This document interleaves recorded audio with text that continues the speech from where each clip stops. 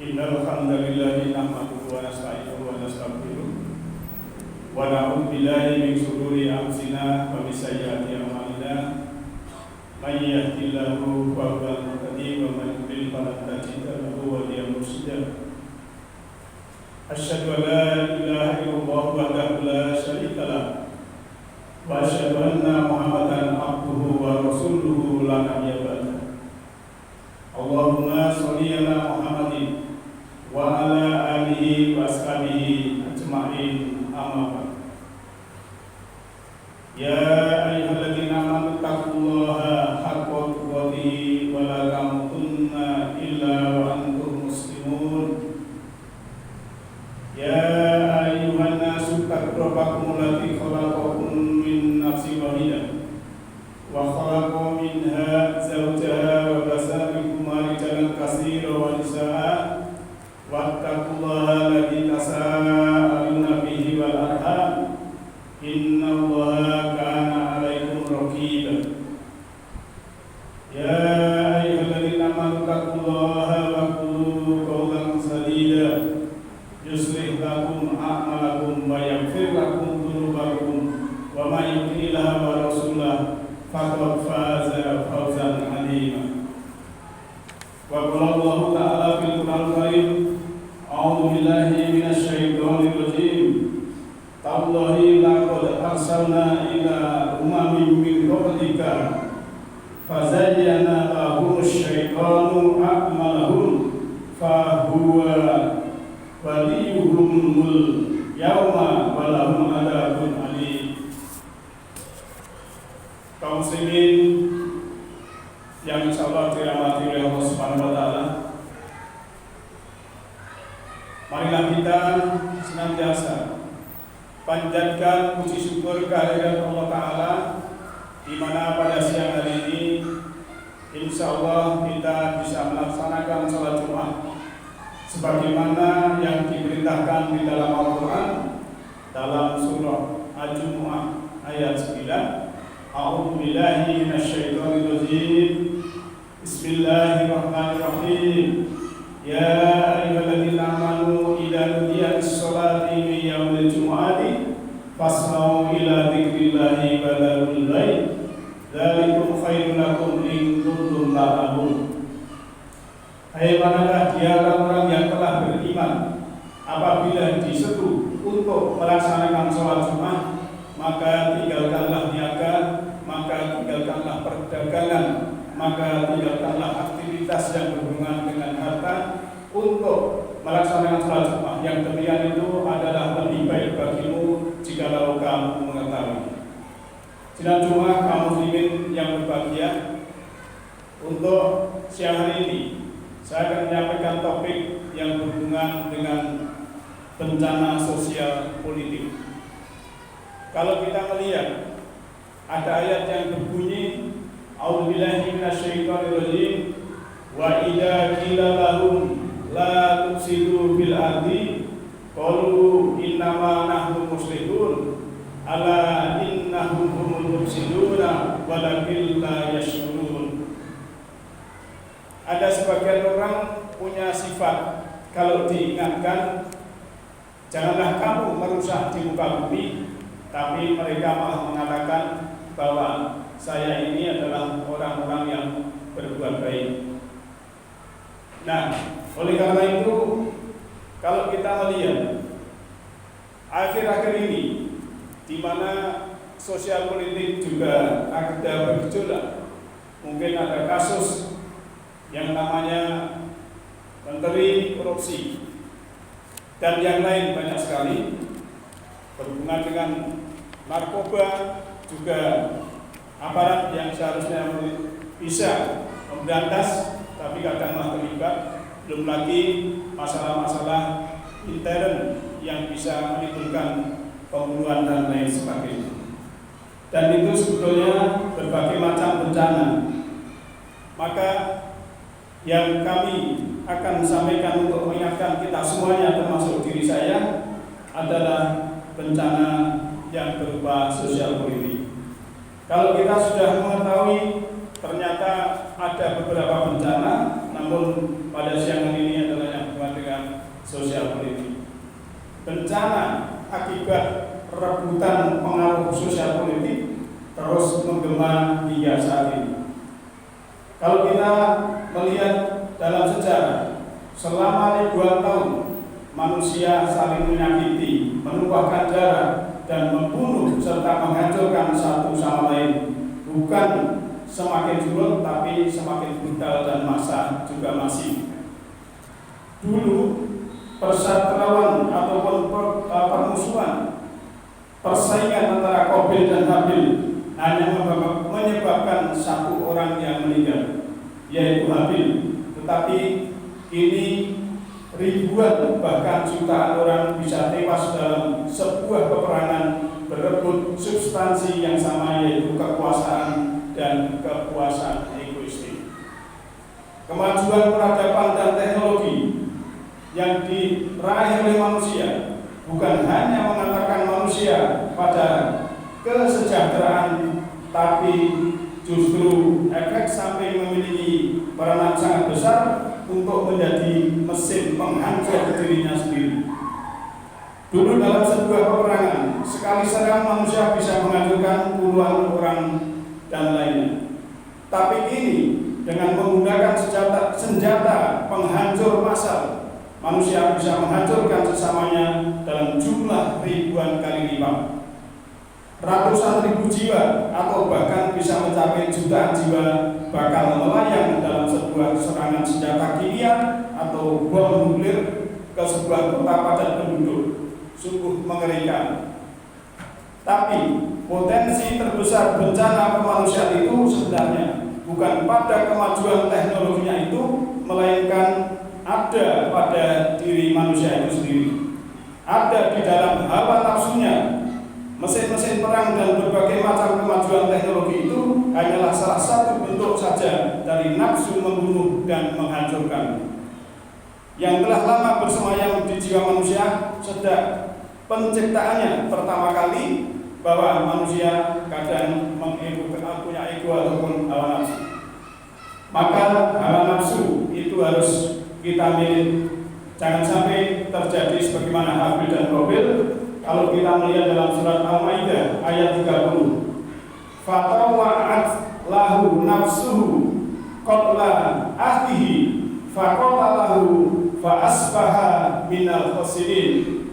Maka hawa nafsu Qabil menjadikannya menganggap mudah membunuh saudaranya, sebab itu dibunuhlah, maka jadilah ia seorang di antara orang-orang yang merugi.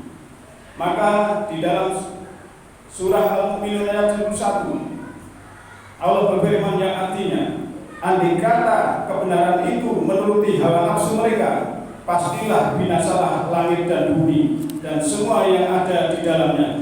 Sebenarnya kami telah mendatangkan kepada mereka kebanggaan mereka, tetapi mereka berpaling dari kebanggaan itu. Tidak cuma yang berbahagia, begitulah bencana terbesar sebenarnya adalah hawa nafsu yang telah bersemayam di dalam diri setiap orang.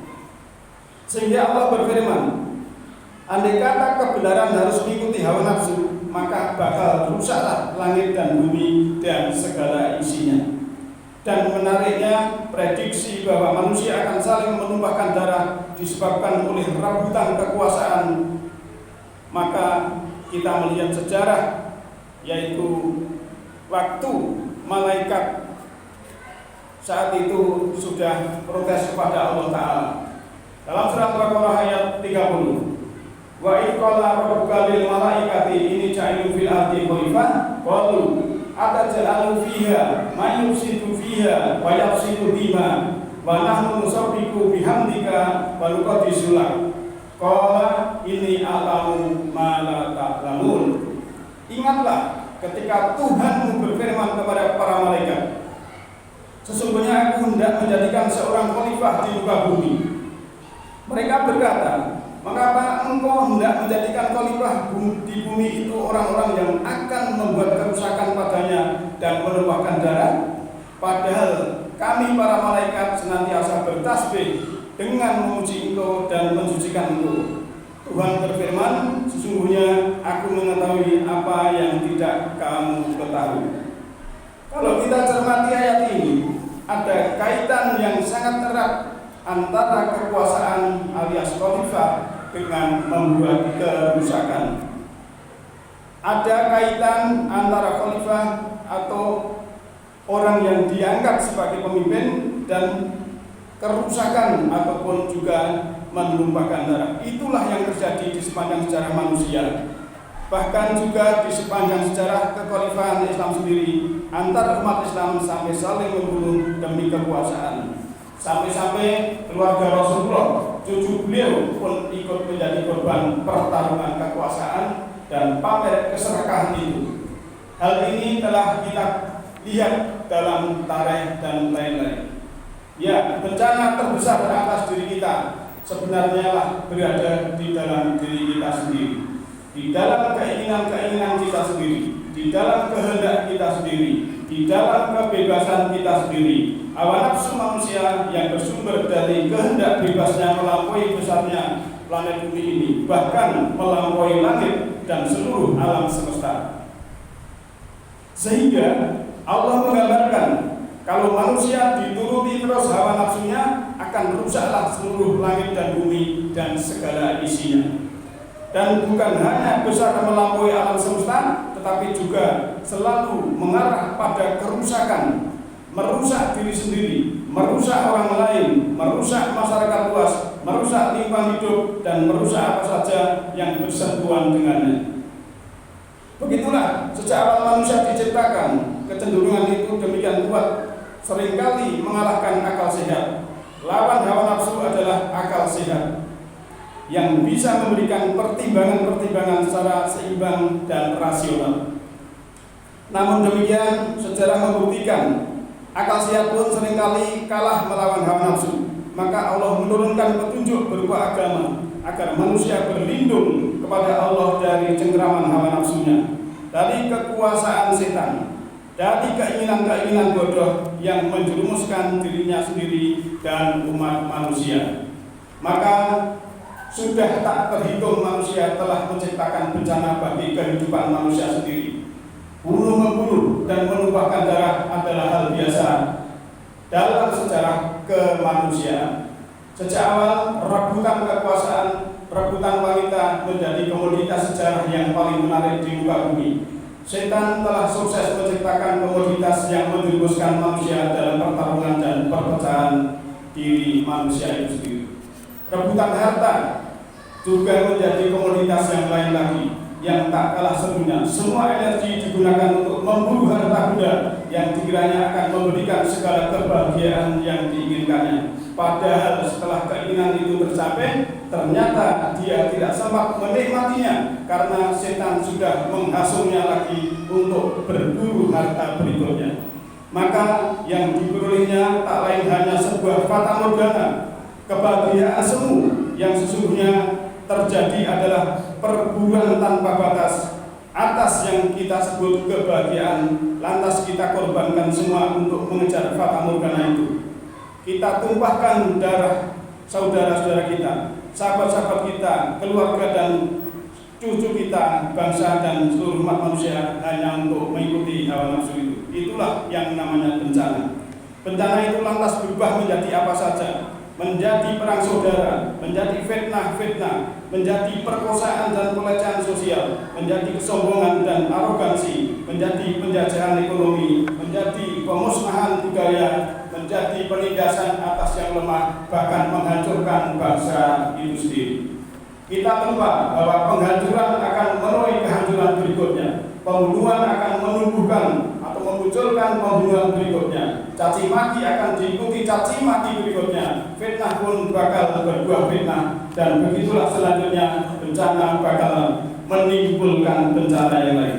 Maka kita jadilah umat manusia di muka bumi ini jangan sampai terjebak dalam lingkaran setan yang memang diciptakan oleh bangsa setan, supaya kita melawan setan itu, karena setan adalah adu mubin, musuh yang nyata adalah musuh yang konkret.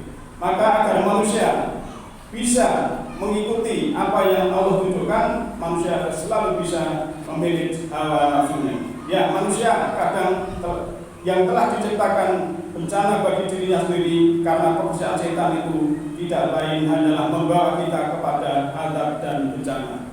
Maka setan tadi dalam surah 16 ayat 63 dia juga sudah mengatakan, demi Allah sesungguhnya kami telah mengutus Rasul. Allah di sini setan-setan sebagai umat ataupun yang bisa membuat atau menjadi guru siapapun, baik itu Rasul dan umatnya, akan selalu digoda sampai kapanpun. Dan setan itu sebetulnya adalah diri dari manusia dan jin. Dalam surah 6 ayat 112 bahwa setan terdiri dari jin dan manusia, maka manusia yang bisa merusak di muka bumi ibaratnya adalah sudah mempunyai sifat-sifat setan. Oleh karena itu maka marilah kita yang diberikan Allah tuntunan, mari kita tumbuhkan kesadaran kita, mari kita tumbuhkan keinsafan kita, mari kita tumbuhkan, kita buka mata batin kita buka mata rohani kita buka mata jiwa kita untuk menerima petunjuk Allah, sehingga kita tidak merusak di muka bumi dan sehingga kita tidak menuruti hawa nafsu, di mana hawa nafsu akan menimbulkan bencana dan bencana itu akan berbahaya untuk umat manusia. Semoga kita semua dibimbing Allah Ta'ala untuk selalu hidup dalam kebahagiaan, kesejahteraan yang dibimbingnya, dan semoga Allah memberikan cahayanya berupa semesta rohani kepada kita semua. Yahdillahu li nurihi ma yasha, bahwa Allah memberikan petunjuk kepada siapa yang dikehendaki, semesta rohani itu kepada siapa yang berkehendak. Jalallahu wa yakum minal fa'idina aminin wa sallallahu wa yakum bi sumdatihi bi babis solihin. A'udzubillahi minasyaitonir rajim. Bismillahirrahmanirrahim. Waladhi yusawwirukum bil arhami kaifa yasha, la ilaha illa huwal azizul hakim. Wa qur rabbil warham wa anta khairur rahimin.